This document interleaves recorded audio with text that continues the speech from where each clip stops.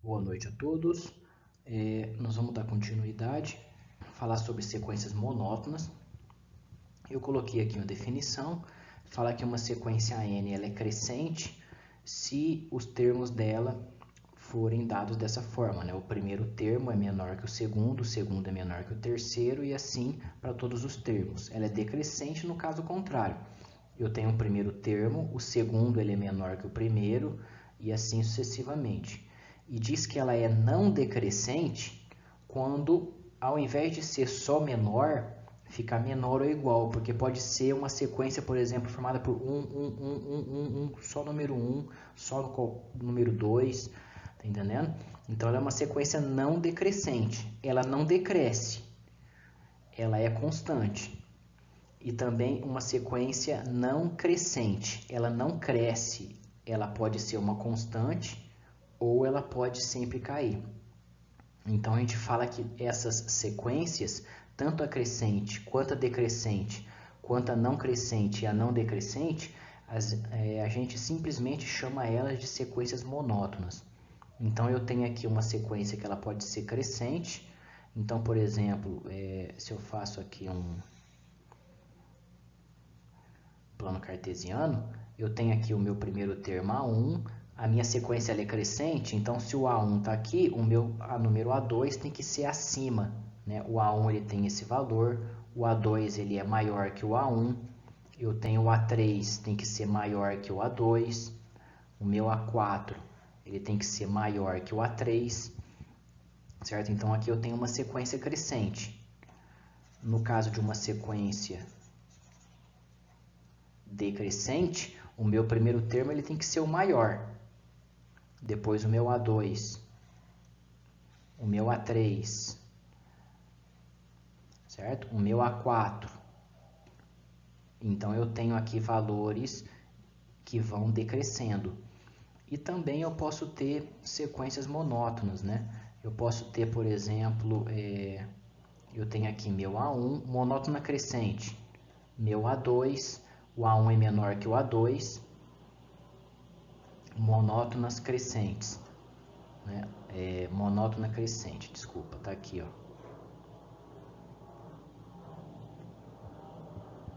Então eu tenho o meu A1 menor ou igual que o A2, é menor nesse caso. Eu posso ter o meu A3 coincidindo. Então eu tenho A1 menor ou igual, apesar que aqui está maior ou igual é verdadeiro.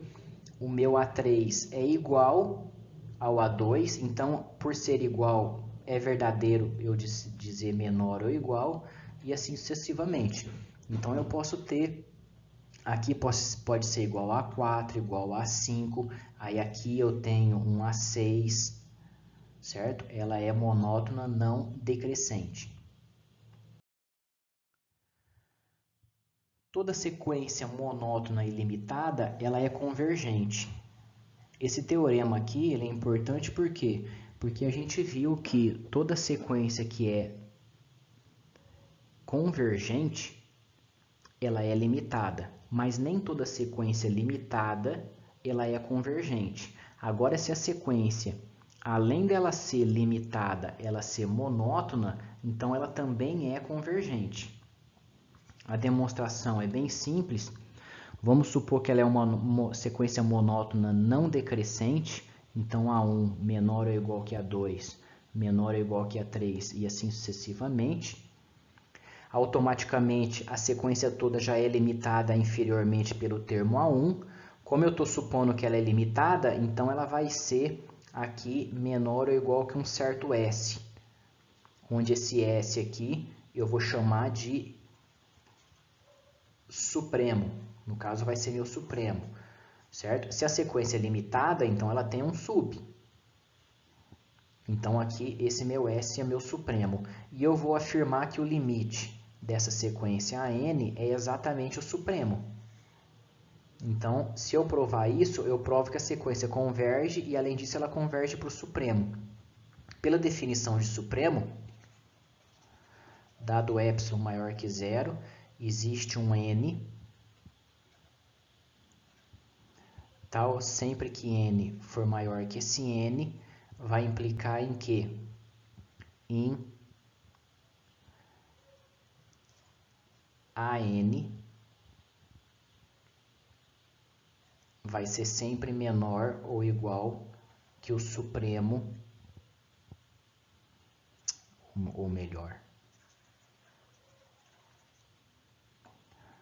o supremo menos o epsilon vai ser sempre menor ou igual que esse AN. Dado o epsilon, existe um n tal que, aqui só corrigindo, existe um n tal que implica nisso, certo? O supremo menos o epsilon vai existir, né, um certo índice tal que o supremo menos qualquer epsilon vai ter um termo ainda abaixo dessa diferença S menos epsilon para qualquer epsilon. Então, como a sequência ela é monótona não decrescente, para todo n maior que esse índice n, a n é menor ou igual que a n, certo? Mas por um lado eu tenho aqui esse AN, ele é menor ou igual que S menos epsilon, e esse AN, como o S é supremo, automaticamente ele é menor ou igual que o supremo, ainda mais se eu colocar o supremo mais algum epsilon. Então, na hora que eu olho para isso aqui, dado o epsilon maior que zero, existe um certo índice n, tal que para todo n maior que esse n, eu tenho S menos epsilon menor que a n, menor que S mais epsilon. Isso é a própria definição de limite de AN igual a S, quando n vai para infinito, certo? Essa é a definição. Dado o epsilon maior que zero, existe um n tal que para todo n maior que esse n, eu tenho que S menos epsilon menor ou igual que a n menor ou igual que S mais epsilon. Ou seja, isso aqui é a própria definição de convergência. O número E. Aqui eu tenho a definição do número E, onde esse E a gente sabe que ele é aproximadamente 2,7172, é um número irracional, dá para provar que é um número irracional, certo? E ele é calculado da seguinte forma, limite de 1 mais 1 sobre n, tudo elevado a n. Quando eu faço n ir para o infinito, eu vou ter aqui uma indeterminação, né? Eu tenho 1 elevado a infinito.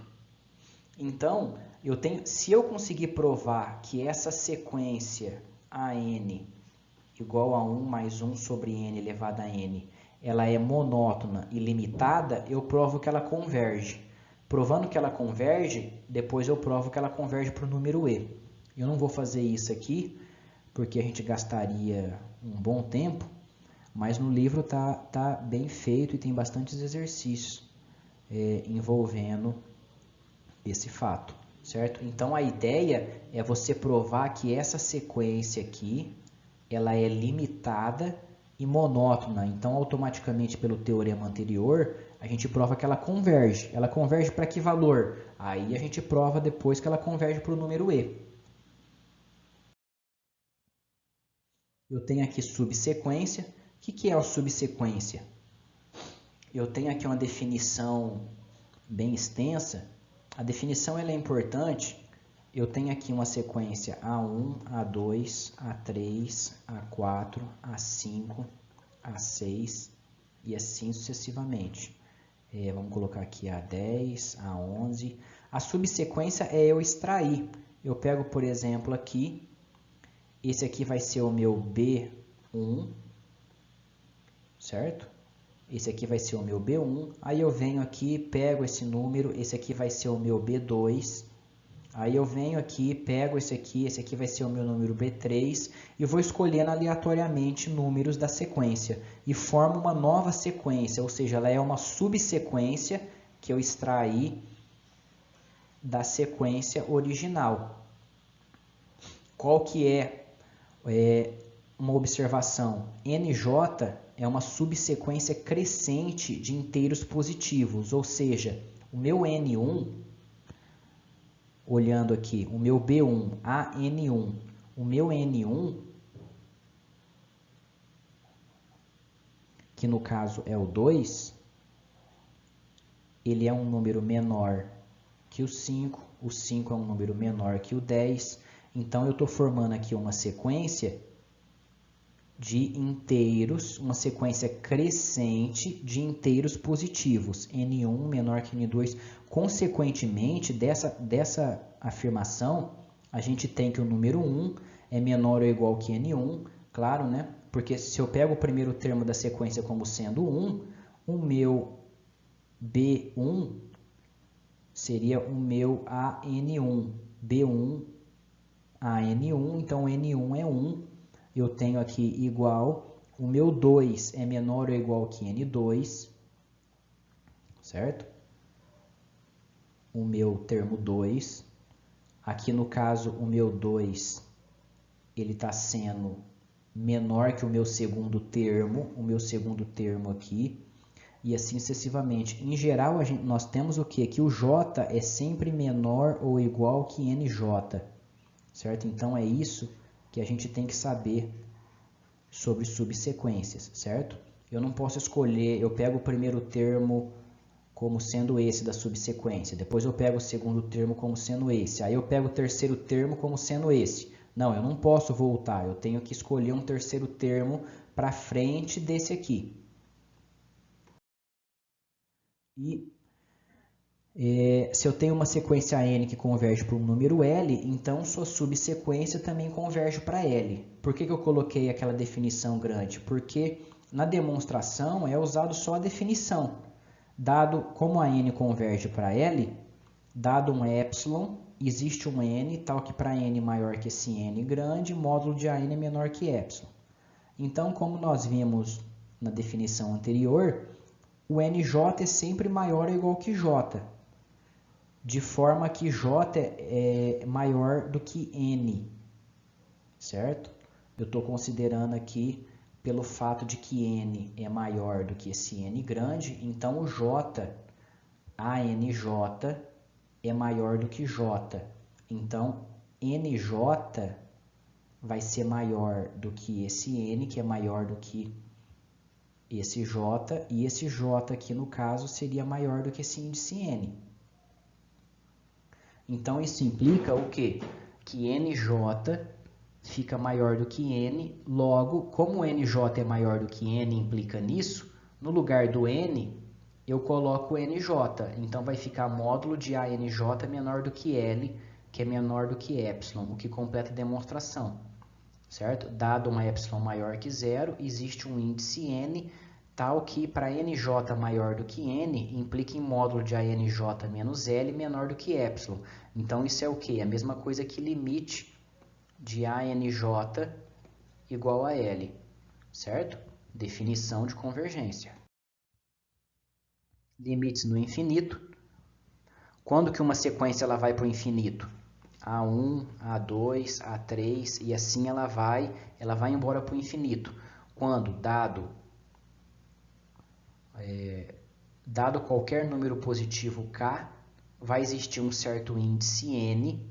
Então eu pego lá no infinito um número bem grande, k. Vai existir um certo índice n, tal que a sequência vai passar esse número k que eu escolher, 1 trilhão, 10 trilhões, 50 quatrilhões. Vai existir um índice n, tal que a sequência AN é maior do que esse k.